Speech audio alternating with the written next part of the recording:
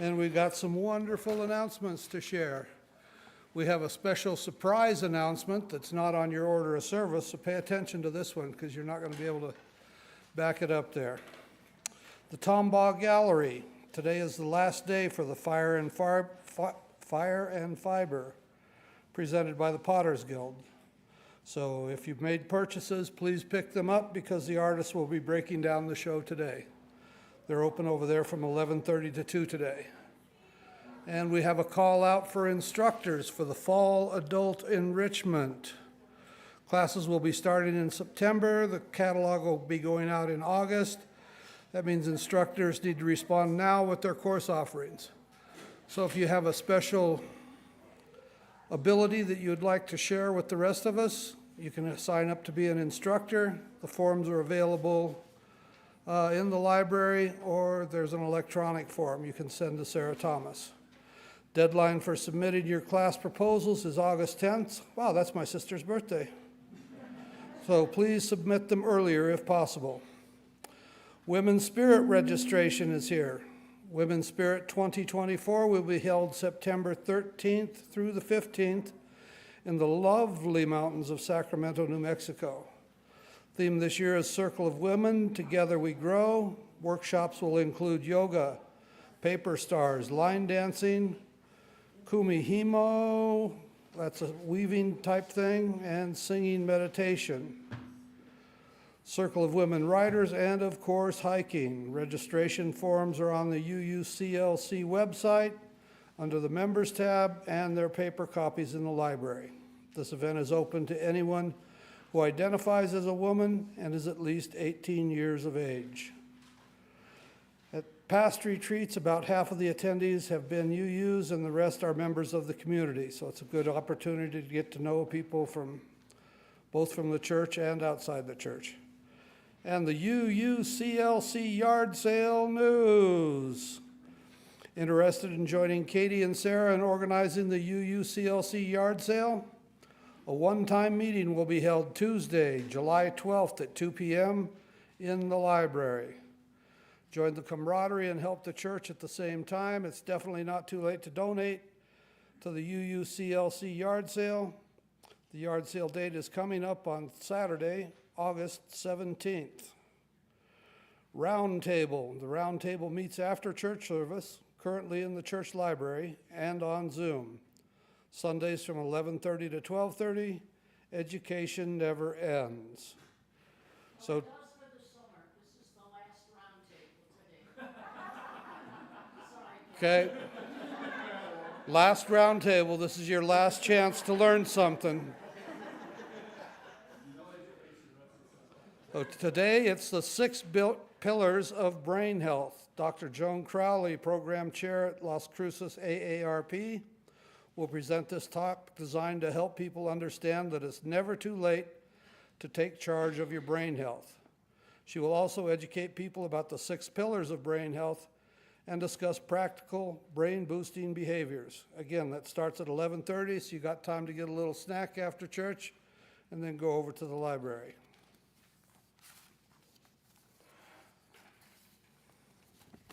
And now we get to be entertained by Cathy and Mark with our gathering song. It's number 1018 in the hymnal, Come and Go With Me. I get to talk first. Turn me on, please. Before we actually start, this is not the Del Viking song from the 50s. Same title.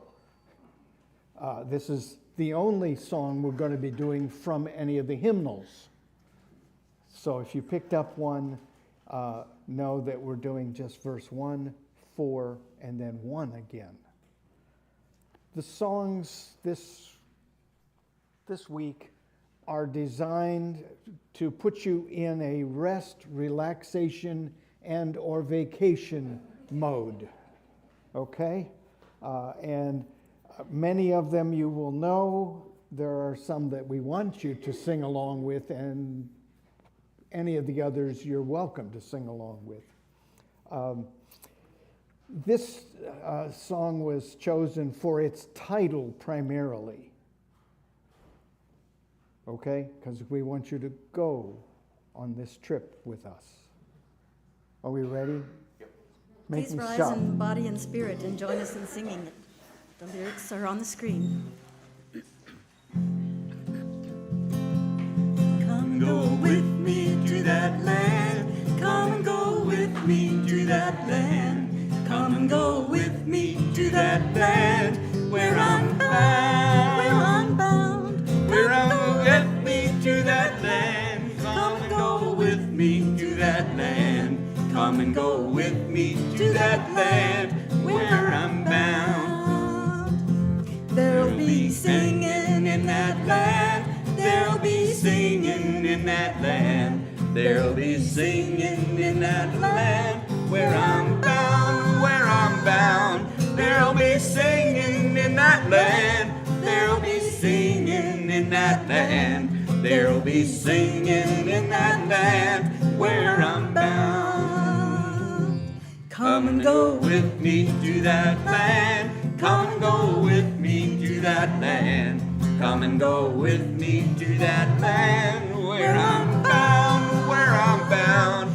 Come and go with me to that land. Come and go with me to that land. Come and go with me to that land where I'm bound.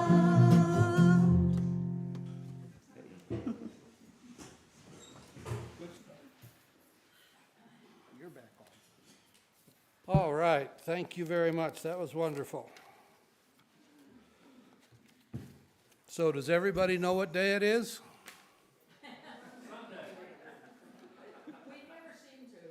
Today,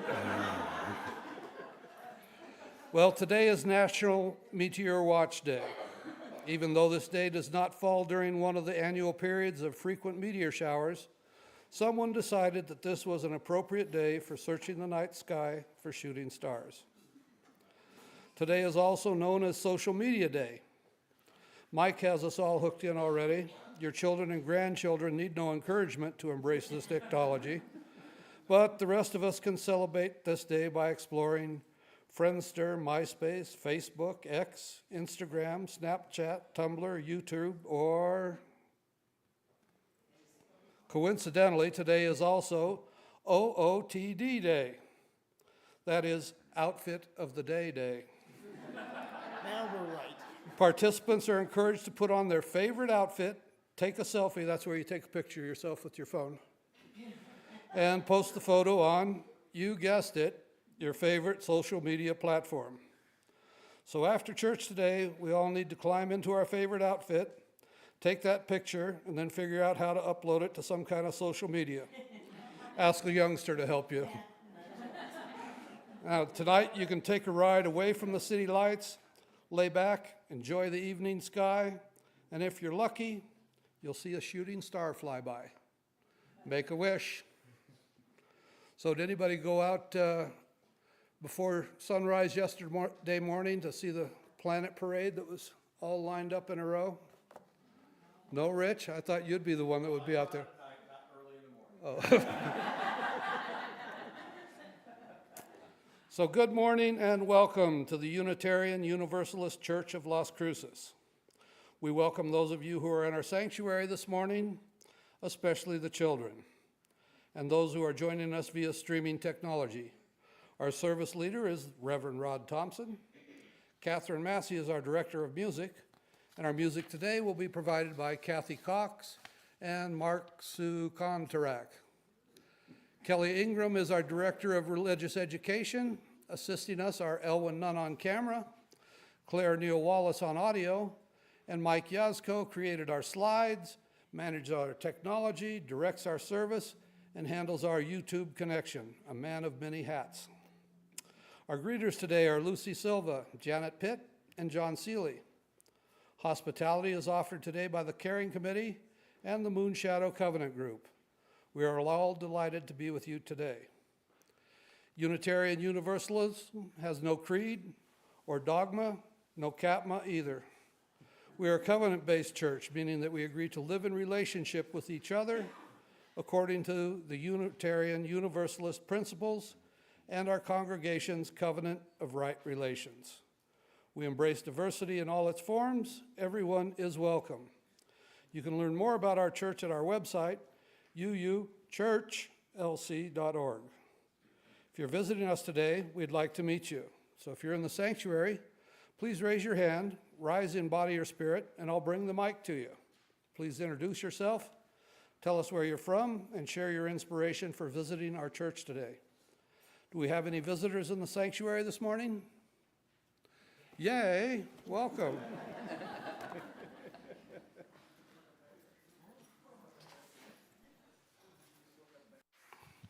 This work? Hi, my name is Deidre. I'm originally from Alamogordo. I've been in Cruces a couple of years, and this is my first time here, and I'm looking forward to being here. Welcome, thanks for joining us today. Do we have any other visitors with us today? There we go. My name is Toria, and I'm visiting Cindy from Southwest Minnesota. Welcome. Any other visitors? All the rest of us are old hands here at this. We all know what's going on here.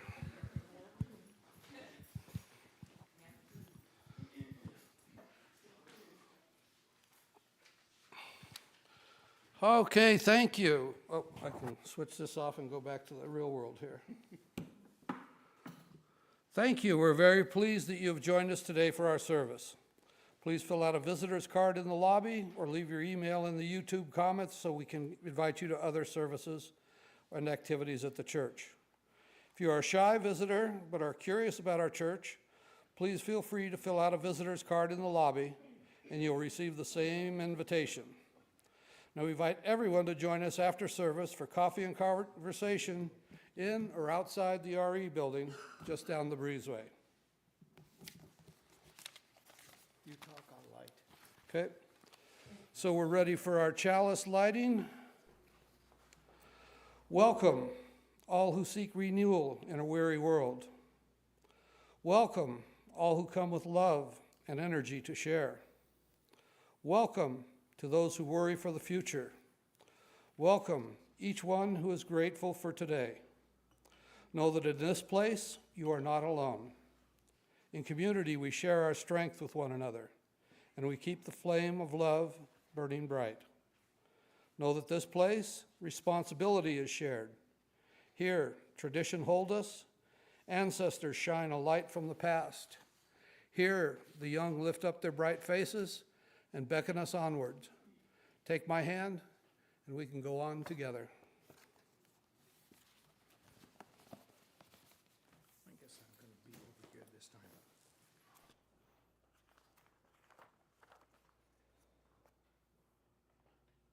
My opening words this morning, there is a time to rest by Gretchen Haley.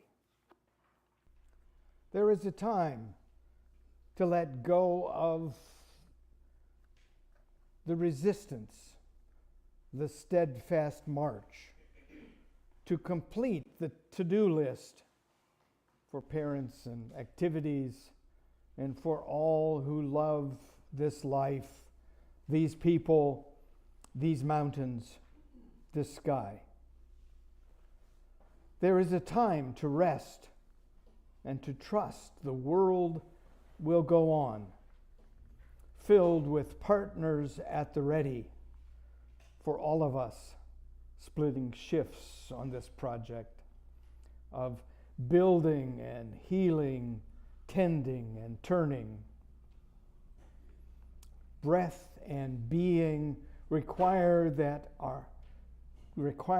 own patience and practice,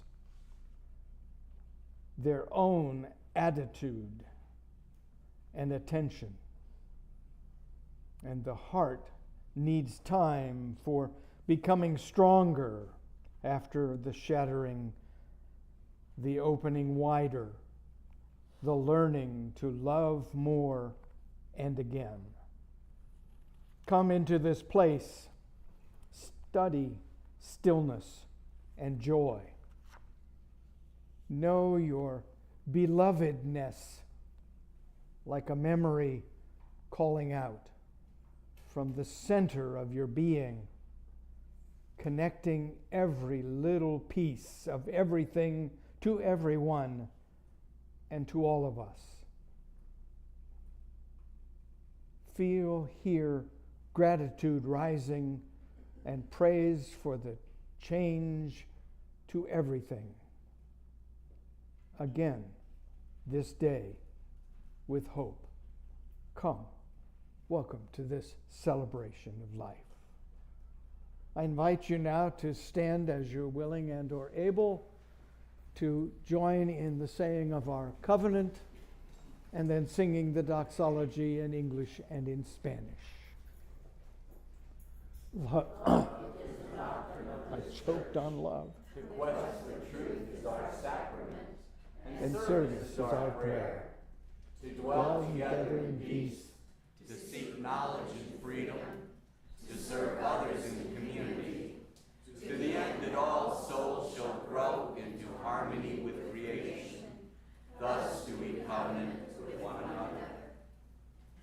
From all that dwell below the skies, let songs of hope and faith arise.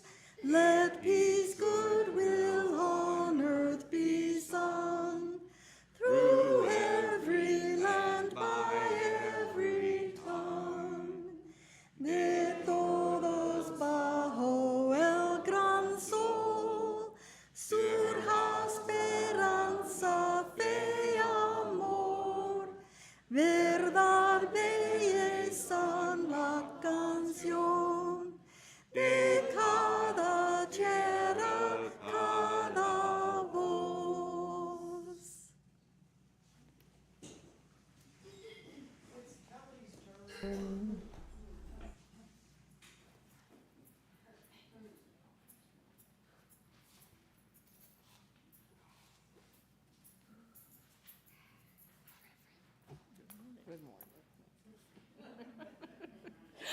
Good morning, church.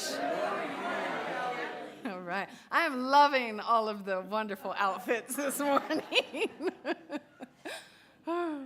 Today I'll be reading the story, Hurry Up, a book about slowing down. Hurry up out of bed. Hurry up down the stairs. Hurry up round and round. Take the bus into town. Hurry here, hurry there, hurry, scurry everywhere. Hurry out of school, hurry into the bus.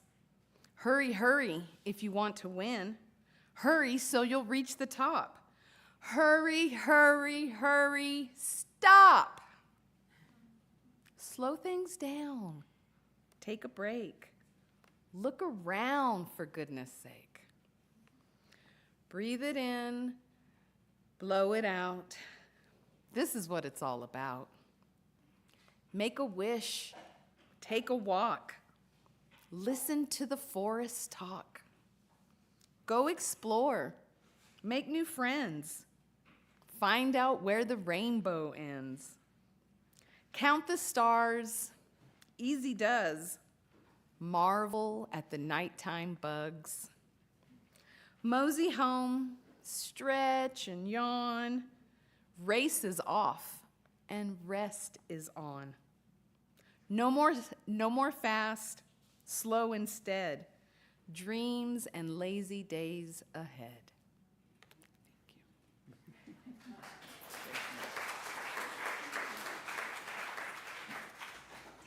May your mind be open to new learning. May your lips bring truth into the world. May your heart know love and your hands do the work of justice as you go your way in peace. May your mind be open to new learning. May your lips bring truth into the world. May your heart know love and your hands do the work of justice as you go your way I guess the second time through was for us.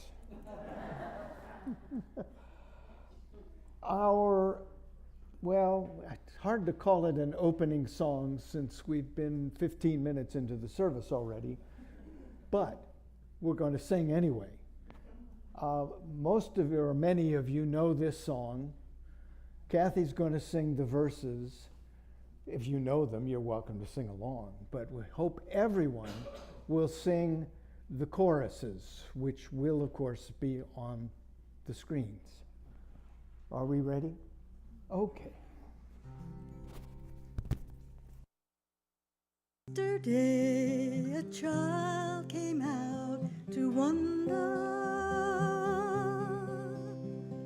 caught a dragonfly inside a jar. Fearful when the sky was full of thunder, and tearful at the falling of a star.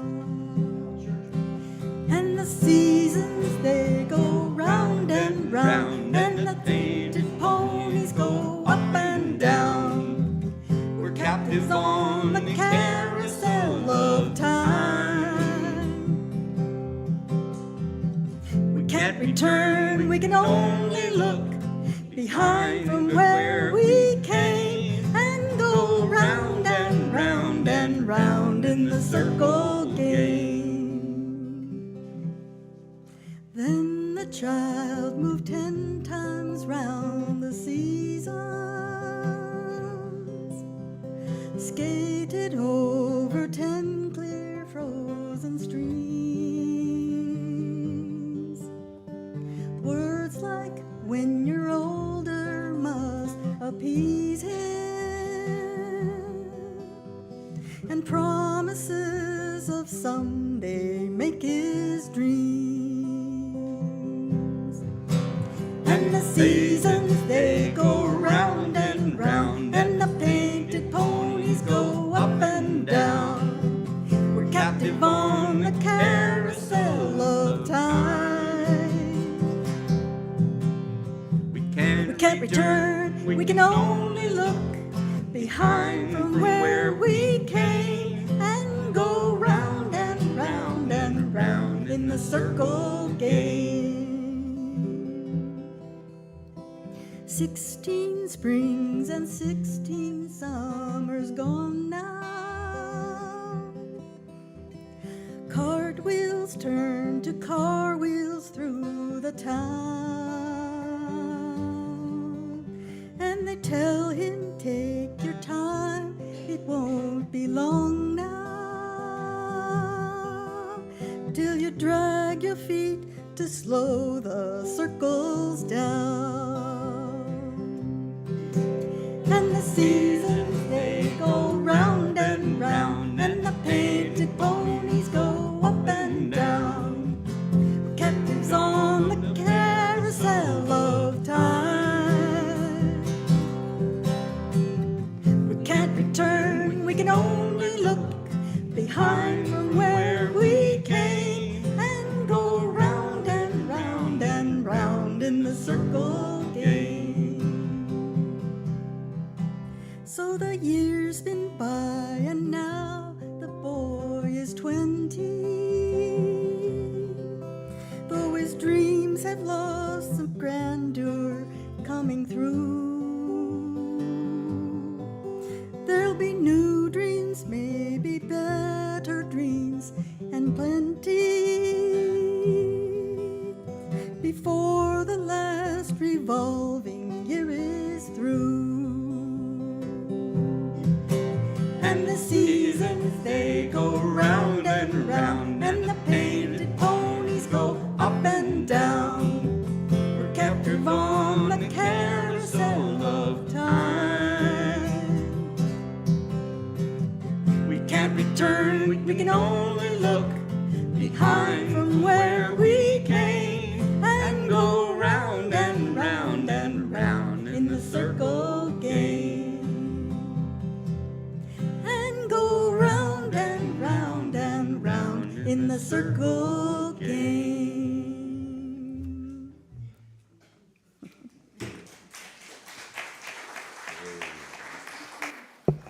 Oh boy, talk about the carousel of time. That one takes us back a little ways, doesn't it? So one of the ways we support one another in community is through the sharing of joys, sorrows, and milestones. In these challenging times, it is crucial that we make attempts to stay connected to one another. So if you have a joy, sorrow, or milestone that you would like to share with the congregation this morning, please raise your hand. I'll bring the mic to you. You can state your name and what is on your heart. If you're here on YouTube, you can put your joy, sorrow, or milestone in the comments, and we will share them with the congregation. Are there any joys, sorrows, or milestones this morning? There's one over here. Over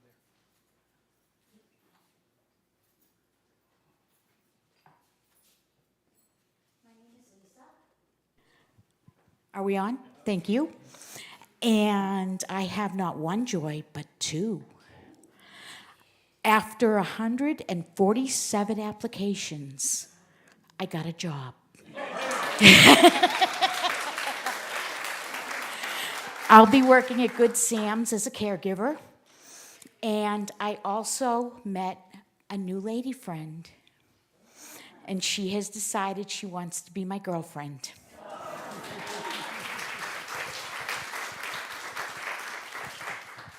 Hi, I'm Rich. When I moved here, the only thing I really didn't like about Las Cruces was the heat. I foresee, at least in my personal case, a major cooling event occurring. On Tuesday morning, I expect that the daytime high will be 75 degrees because I will be bicycling along the coast of Nova Scotia near Halifax. Hi, Troy.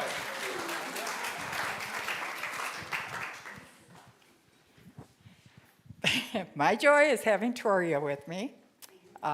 We met many years ago when we were all younger at a little country UU church called Nora.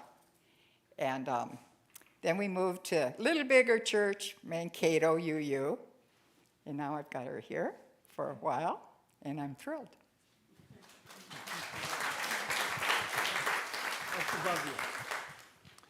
Good morning. My name is Jack Welch. Perhaps others were going to mention the same thing, but I want to let you all, this is a joy. On a poignant note, yesterday we had a beautiful service, a memorial service and celebration of life for Marion Ash. We had many, many visitors from the community who are not members of this church, and Reverend Rod and Reverend Emerita Nancy did a wonderful job. I was so proud of our church and the way we conducted this beautiful service that touched the hearts of all of us. And I just want to be sure that the rest of you who would not otherwise know about this. And these flowers are from that service yesterday. Hi, my name is Claire. I'm sure you are all tired of hearing from me at this point. But I have a joy and a milestone. It's been a rather eventful couple of weeks for me, starting the new job and everything. And also, last Monday, my partner and I moved in together, and I moved out of my parents' house for the first time, so exciting.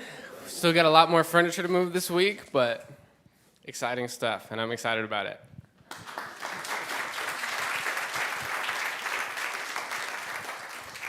Do we have anybody else?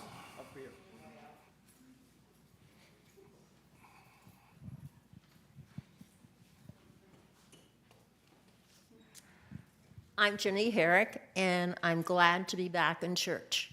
On the end of April, I broke my right arm, and it was held in such a position that it was uncomfortable to sit for an extended period of time in a chair. And now I'm having physical therapy, and I'm feeling a lot more freedom. Welcome back, Jenny. I missed somebody? You hallucinating, Mark? Yeah.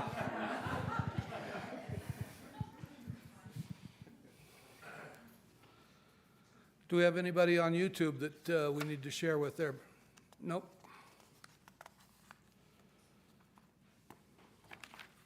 Get the right page. So I'll light this candle for the joys and sorrows expressed today and for those we hold in your hearts. We all hold hopes and dreams, wounds and worries in our hearts.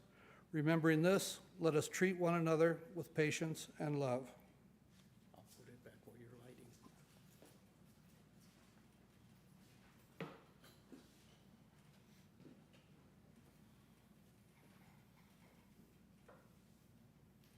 Ooh, you're better at that than I am.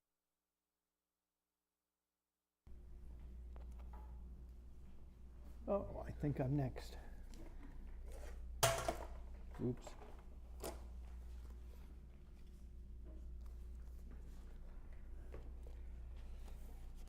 Okay, I'm sorry. The title of this homily of mine in a couple of minutes comes from this little book that was written by my colleague when I was down in Augusta, Georgia. Al was the minister of the most moderate, they don't use the word liberal, the most moderate Baptist church in Augusta, Georgia. He quite frequently would say to me, "I'm so glad you're here because next to you I look so less liberal." This is from, I guess it's literally the first chapter, but it's entitled My Personal Dilemma. For Father's Day, my family really came through. Instead of the traditional tie and socks, the package was long and rather heavy. The gift came as a result of hints I'd been giving for weeks. They finally gave me a rope hammock. I had seen hammocks in several backyards, and a hammock really appeared to me to be the epitome of rest and relaxation. I found 2 big pine trees in my backyard that were just the right distance apart for me to hang my new symbol of rest. To lie in a hammock really is a heavenly experience. The ropes go with the contour of the body and create a very pleasant feeling of suspension. To make the experience even better, I tied another rope to a camellia bush a few feet away so that I could pull against the rope while lying in my hammock to swing with practically no effort at all. There are few places more peaceful than this particular spot in my backyard. The pine trees are tall and make a soothing sound in the wind as the wind blows through them. A fence frames the yard, and the house conveniently blocks all view from the street. From the very beginning of this experience, I promised myself that I would make use of this new status symbol. I envisioned every evening coming to a close with me swinging and enjoying the sky above. A couple of years have passed, and I must now acknowledge that I have made some use of my family's gift, but most of the time the hammock hangs very lonely in the backyard. Now it symbolizes not a place of rest, but a sense of failure in another one of those good intentions never quite realized. From the beginning, let me say that my dilemma comes not because of my own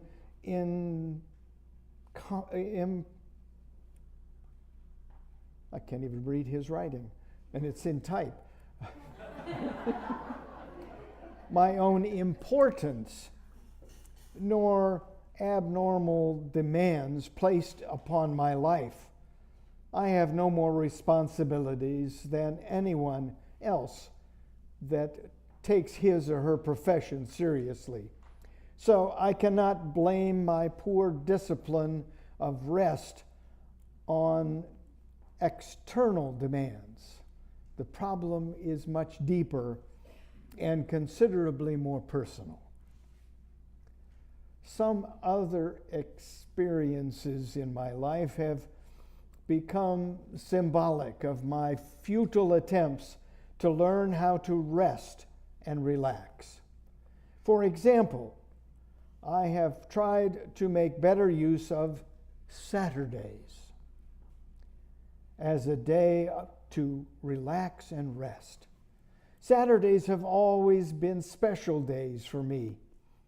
I have found Sundays to be anything but a day of leisure. He is a minister, by the way. My wife is an elementary school teacher. Combine her schedule and mine and that of our school-age children, and the result is typically hectic routine. Therefore, I live for Saturdays, and from Saturday to Saturday, with the goal of making this day a time to relax. Notice that I use the word goal. I have visions of how Saturdays are supposed to be. In fact, I occasionally see people who look like they have mastered Saturdays. They are dressed in jogging suits and clean running shoes, and obviously they are resting. They probably slept late, ate a leisurely breakfast, read the newspaper, and have napped during the afternoon ball game on television. I am positive that somewhere there are people who have restful Saturdays. Every week, my intentions are to make it work out so that I have that kind of day. On several occasions, I have cut my lawn at night during the week so that I did not have to do it on Saturday. My neighbors think I am strange, but they don't understand.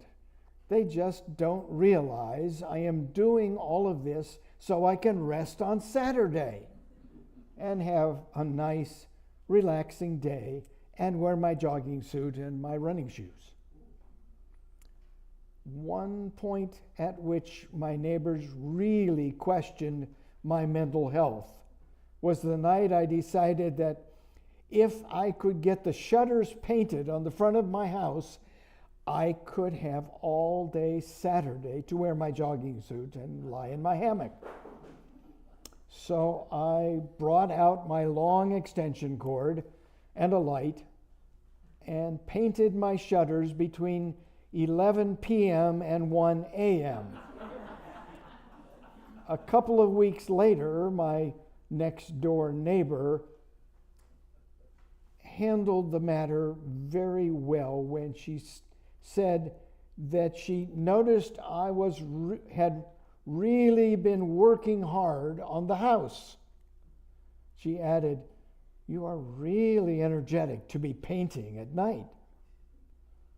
She was too kind to say what she was really thinking. "What is wrong with you? Nobody paints outside of the house at night." But you see, she did not understand my motivation. I was getting everything caught up so that I could rest on Saturday. My jogging suit and hammock were going to be waiting for me on Saturday. By the way, the shutters didn't look all that bad for having been painted at midnight. I have to admit that it was a bit comical to watch people drive by trying to figure out what someone was doing on a ladder in front of the house, holding a paintbrush in one hand, an electric light in another, and balancing a gallon paint bucket at the top of the ladder. Cars would slow, but of course I couldn't see the drivers' faces in the darkness. I imagine they were questioning the stability of this relatively new homeowner in the neighborhood. But you see, they just didn't understand that I was getting it all done so that I could rest on Saturday. On Saturday, I was going to take a deep breath and rest all day long. In fact, I probably would plan a brief trip on Saturday to the mall and wear my jogging suit, and so that everyone could look at me and say to themselves, here is a guy who has it under control. In fact, I have an almost new pair of running shoes in my closet that I save to wear when I can look really relaxed on Saturday afternoon.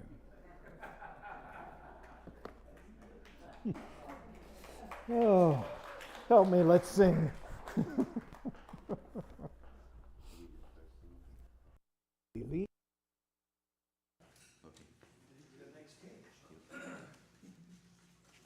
gonna do it kind of slow, okay?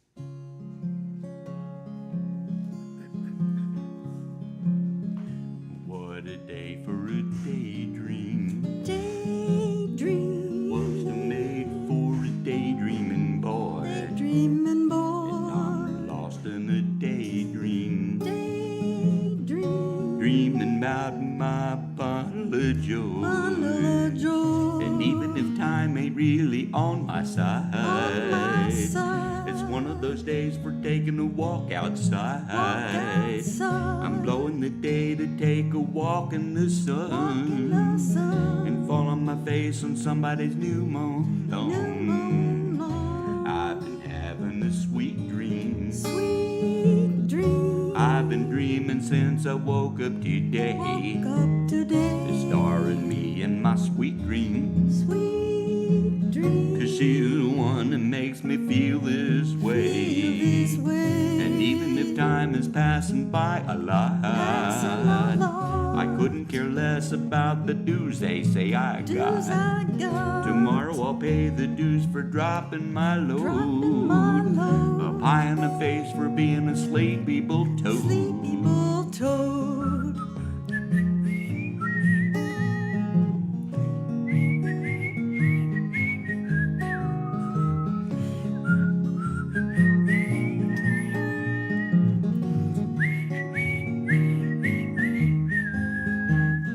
You can be sure that if you're feeling right, a daydream will last long into the night. Tomorrow at breakfast you may pick up your ears. You may be daydreaming for 1,000 years. What a day for a daydream. What a day for a daydreaming boy. And I'm lost in that daydream. Dreaming about my bundle of joy. Bundle of joy.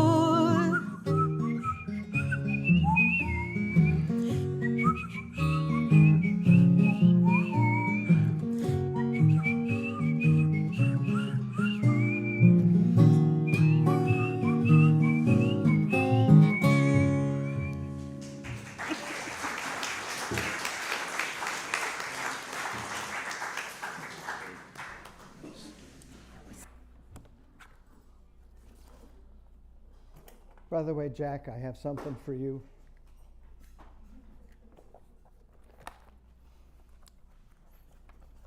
Oh, here we are. Oh, thank you. As Joni Mitchell wrote in her song, The Circle Game, and the seasons they go round and round, and the painted ponies, they go up and down. They're captive on the carousel of life, of time. Use her words. Although Joni Mitchell had other thoughts in mind, still, It might explain why most of the people I know are tired at this time of the year. Round and round, up and down, we're captive on that carousel. Look around you. Look at yourself. Even in retirement, a demanding 50 to 60 hour a week commitment that's stimulating, rewarding, affirming, productive, important, responsible, that demands our time and energy. Plus, maybe a family with all of the demands on you, meals together, rides here and there, school programs, sports, vacations, not to mention the daily decisions to make and the conflicts to resolve. Plus, friends who we need to be with and want to be with and whose schedules we try to work around. Plus extended families that we need to see and want to see and whose schedules we have to work around. Plus those civic, community, cultural activities and events that are an important part of being in a community.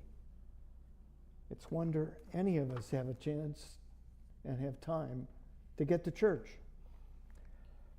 No wonder almost everyone I know is tired.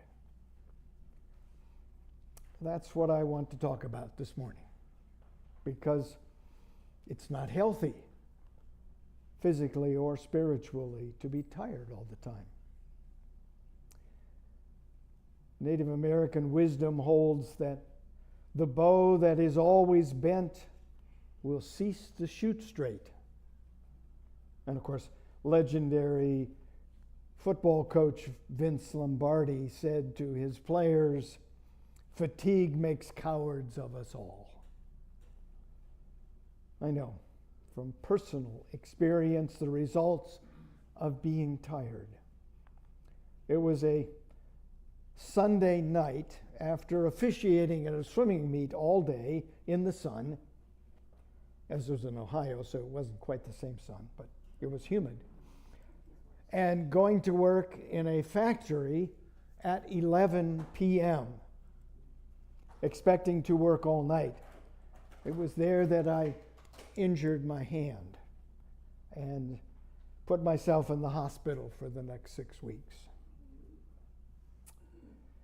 I think that most of us look upon rest in the same way as Al Cadenhead does, as a reward. I see the face of the Puritan work ethic at work here. One's worth and one's value is dependent upon one's work.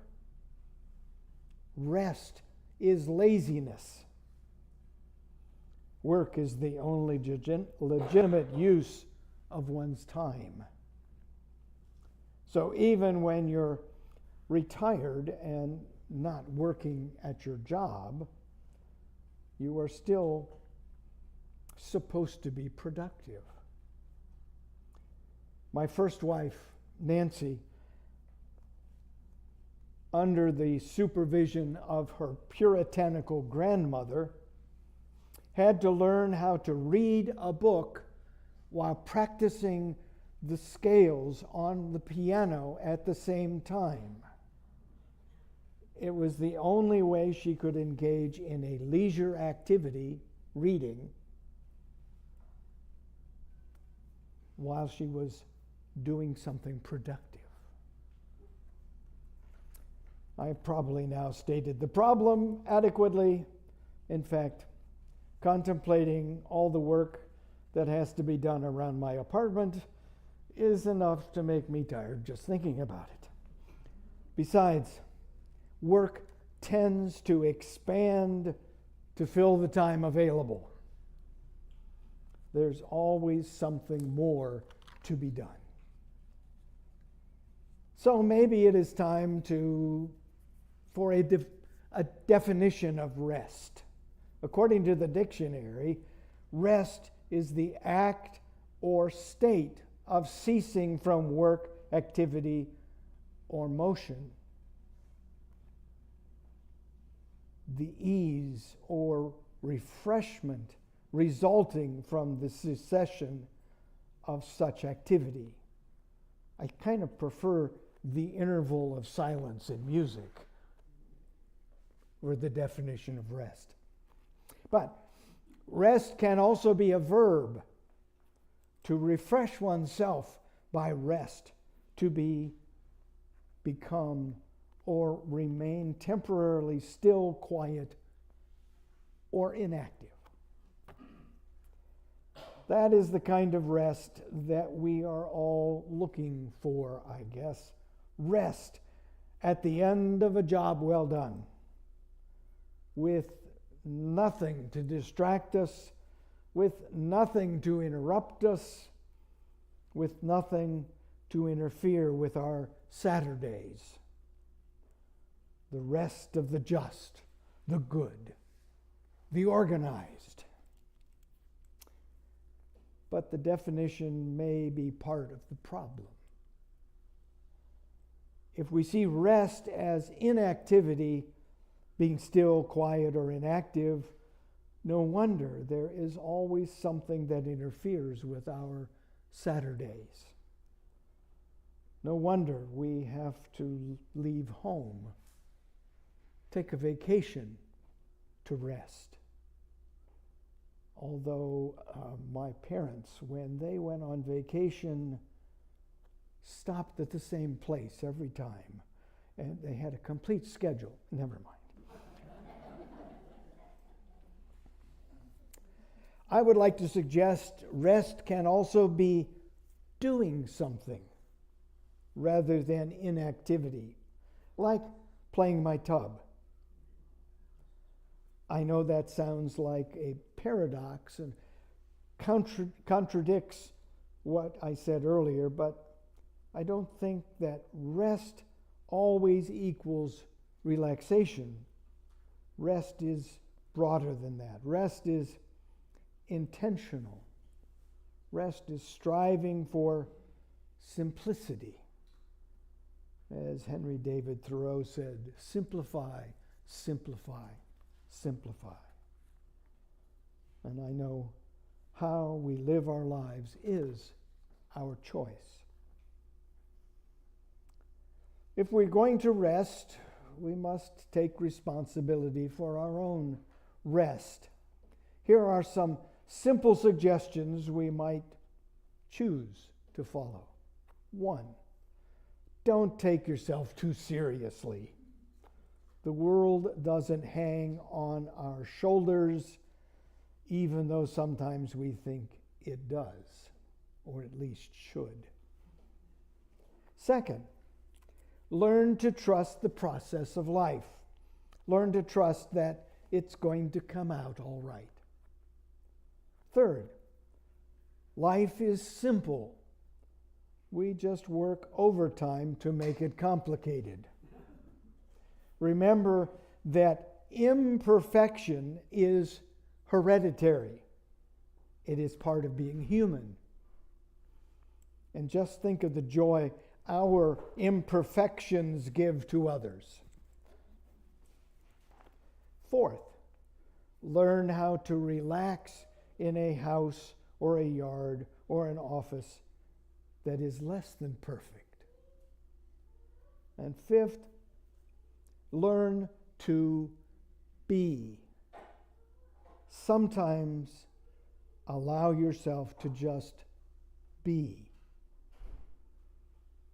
Then again, some of the most rested people I know live by just 2 of these 2 lives, say it again, just 2 rules in their lives. Don't sweat the small stuff, and it's all small stuff. So, what is it that keeps us from resting?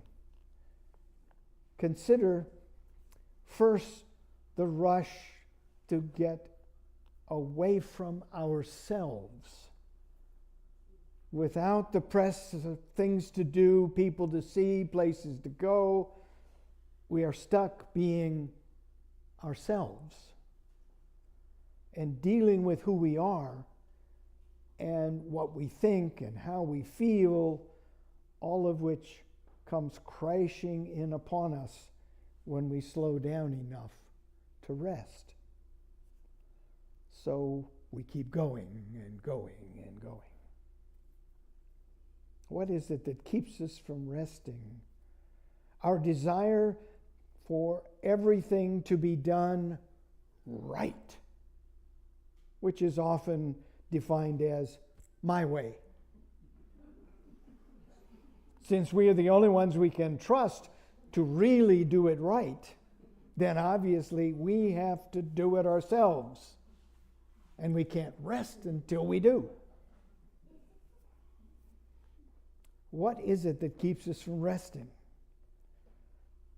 It might just be that we haven't learned to accept the differences in others. There may, in fact, be more than one right way of doing something or being. What is rest for you may not be restful at all for others. And what someone else finds restful may not give you any rest at all. This goes for solitude as well. For those of us who tend to be introverted, the more solitude and the fewer people around, the more we can rest. I often fantasize about living on a deserted island or in a cabin in the woods or up in northwestern New Mexico near Ghost Ranch, where I was last week. And there I think I spotted the exact place. It wasn't for sale at the time. Still, for those of us who tend toward being extroverted, it is being with people that is restful, and having to be alone that keeps them from resting. They are the ones who get cabin fever. So, how we live our lives is our choice. It was about this point in my sermon preparation some years ago that I was having lunch with some colleagues on a Friday when I always wanted to have my sermon finished, and telling them that I was having trouble taking my own advice about resting. I was doing the hurry up part pretty well, but not the resting part. At which point, Don Marshall, who was my first mentor as a Unitarian Universalist minister, he was at that point the minister of our congregation in Greenville, South Carolina. He suggested that I just stop where I was in the sermon and say that I was going to model what I had been talking about and just sit down and rest.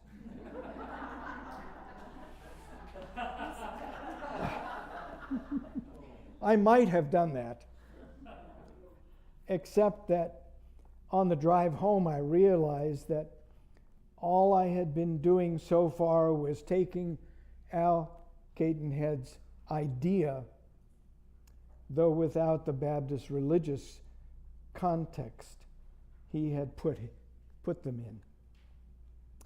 For Al, the rest he was advocating was a rest in which one trusts God completely enough to take care of everything so that you can rest. My concept of God precludes that kind of faith. So, what is it that makes this whole topic worth a homily? In other words, what makes rest, as opposed to hurrying up, religious or theological? For me, rest is religious and theological in 4 ways. 1, rest enhances connections.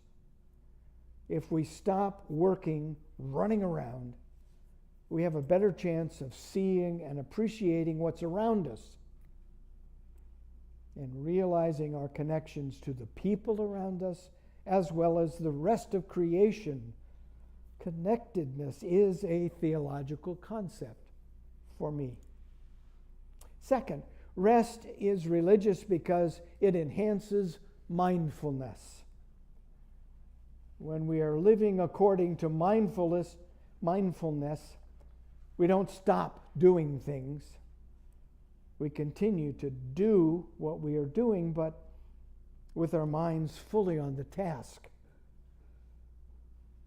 We live in the moment, not worrying about the past or what's coming next, just at that moment. Thus, we can rest while we're doing something. Mindfulness is theological. Third, rest is religious because it enhances wholeness.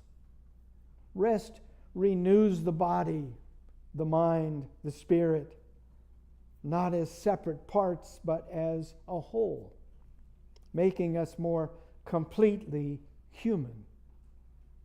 Wholeness is religious. And fourth, rest is religious because it enhances simplicity. Simplify, simplify, simplify. Henry David Thoreau's admonition as he took leave of Emerson's backyard and set himself at the edge of Walden Pond. By the way, Thoreau's cabin was 3 feet shorter than a Chevy Suburban. Think about that when you think about simplicity. How we live our lives is our choice. That too is an expression of faith. Another way to live simply while living meaningfully is supplied by a Benedict abbot. I can never pronounce his name, so I won't even try. Once offered the following advice to those seeking what he called holy leisure. It strikes me as an appropriate benediction to the church year and a vision for the summer months ahead. He advised, learn to enjoy things without owning them. Know your own limits. Share your talents and times with the community. Care for a plant or cultivate a garden. Reject consumption patterns that breed oppression for other people of the world. Tithe your budget to work for justice and mercy. Find inexpensive ways to celebrate life. Create an atmosphere that fosters contemplation. Develop a deeper appreciation for all creation. Learn to eat sensibly and sensitively. Make recreation healthy, happy, and gadget-free. Live now the way you honestly would like to live. join with others in reshaping institutions in order to bring about a more just global society. Seek peace and pursue it. Choose work that is fulfilling and contributes to the well-being of others, and speak from the heart, to which I would add, give someone a hug today. By now, I hope you know how we live our lives is our choice. As Joni's song says, there'll be new dreams, maybe better dreams and plenty, before the last revolving year is through. Yes, the seasons will go round and round, and the painted ponies will still go up and down. And yes, we are captive on that carousel of time. So we must learn to take our rest as we go round and round and round in the circle game of life. May your summer, what's left of it, no, it's just starting, never mind. May your summer be filled with holy leisure, maybe cool summer, anyway. And I hope you'll spend some of that leisure here on Sunday mornings. Let's hear an amen for that. Amen. I think we get to sing again, don't we? No, we share our gifts first. Yeah, he's gonna do that. But not, well, okay, you can set that up now. We're gonna sing after we collect. Okay, the operation and outreach of our church needs your input and contributions. This is the perfect time to think about what you can give back. In a moment, the greeters will pass among you with offering baskets. Please give generously. But before they do that, I should remind you that our support organizations identified by the Social Justice Committee with our Change for Change program. This quarter's recipient for Change donations is CASA, the court-appointed special advocates. They assist children in their transition from foster care. This is our last opportunity to assist this organization through our Change for Change program. You can give to them by putting your change in the basket or by writing Change for Change on the note line of your check. Please give generously.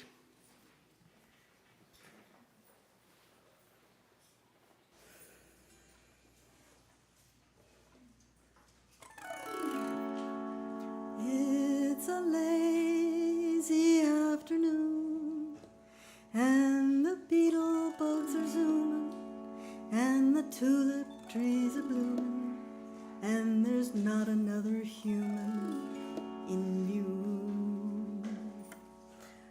but us two.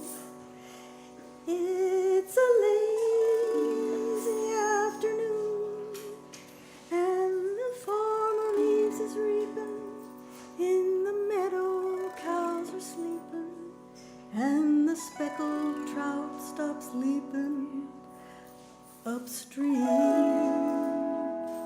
as we dream. A fat pink cloud hangs over the hill, unfolding like a rose. If you hold my hand and sit real still, you can hear the grass as it grows. It's a hazy afternoon, and I know a place that's quiet, except for daisies running riot, and there's no one passing by it to see. Come spend this lazy afternoon with me.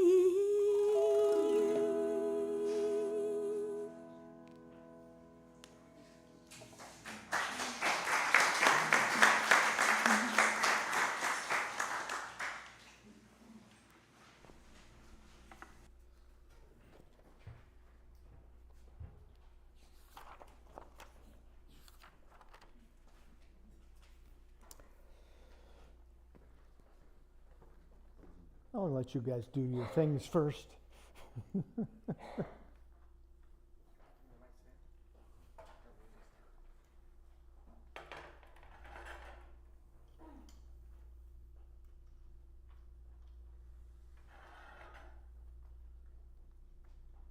Thank you. For my closing words this morning, I have a poem from an unknown author, for no other reason than I like it and expect to be taking its advice on my vacation in July. It's entitled, "Hugging is Practically Perfect." It's wonderful what a hug can do. A hug can cheer you when you're blue. A hug can say, "I love you so," or "Gee, I hate to see you go." A hug is "Welcome back again," and "Great to see you where you've been." That's the one the rhyme is not quite as good. A hug can soothe a small child's pain and bring a rainbow after rain. There's just no doubt about it. We scarcely could survive without it. Hugs delight and warms and charms. It must be why God gave us arms. Hugs are great for fathers and mothers, sweet for sisters, swell for brothers. And chances are your favorite aunts love them more than potted plants. Kittens crave them, puppies love them. Heads of state are not above them. A hug can break the language barrier and make your travels so much merrier. No need to fret about your store of them. The more you give, the more there's more of them. So stretch those arms without delay and give someone a hug today. May your summer be filled with rest, relaxation, fun, and hugs. May it always be so. Blessed be, and amen. I know you all know the words to this, so please feel free to join us as we explore the country roads of West Virginia. Please rise. Oh, this is our closing song, so I guess, yeah, you're Sir. supposed to stand up. I think they got words up there, don't they? Yes. We'll have words right there.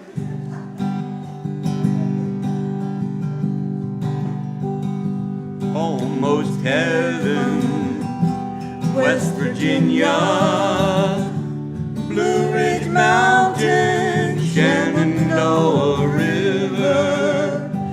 Life is old there, older than the trees, younger than the mountains, blowing like a breeze.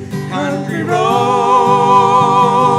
take me home to the place I belong, West Virginia, Mountain Mama, take me home, country roads. All my memories gather round her, miner's lady, stranger to blue waters, dark and dusty, painted on the sky, misty taste of moonshine, tear up in my eye. Country roads take me home to the place I belong, West Virginia, Mountain Mama, take me home, country road. I hear her voice in the morning as she calls me. Radio reminds me of my home far away. Driving down the road, I get a feeling that I should have been home yesterday. yesterday. Country roads take me home to the place I belong.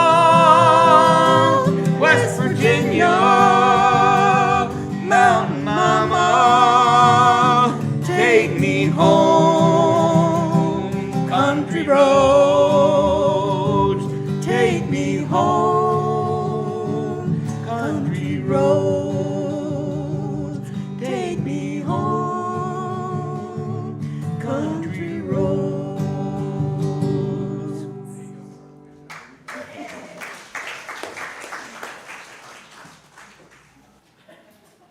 So please join me in saying the words to extinguish the flame. They'll be on the screen. We extinguish this flame, but not the light of truth, the warmth of community, or the fire of commitment. These we carry within our hearts until we are together again.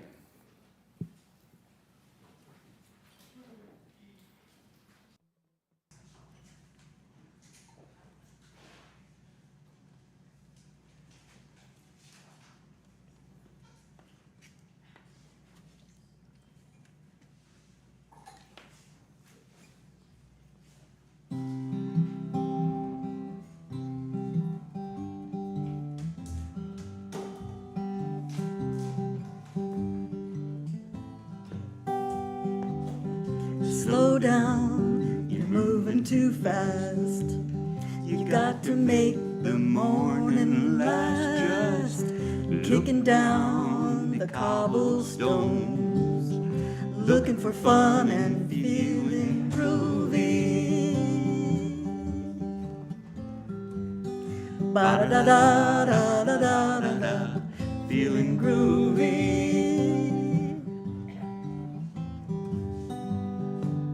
Hello, lamppost, what you knowin'? I come to watch your flowers growin'. Ain't you got no rhymes for me? Do-do-do-do, feeling groovy. Ba-da-da-da-da-da-da-da, feeling groovy. I got no deeds to do, no promises to keep. Dappled and drowsy and ready to sleep. Let the morning time drop all its petals on me. Life, I love you, all is groovy. Ba-da-da-da-da-da-da-da, feeling groovy.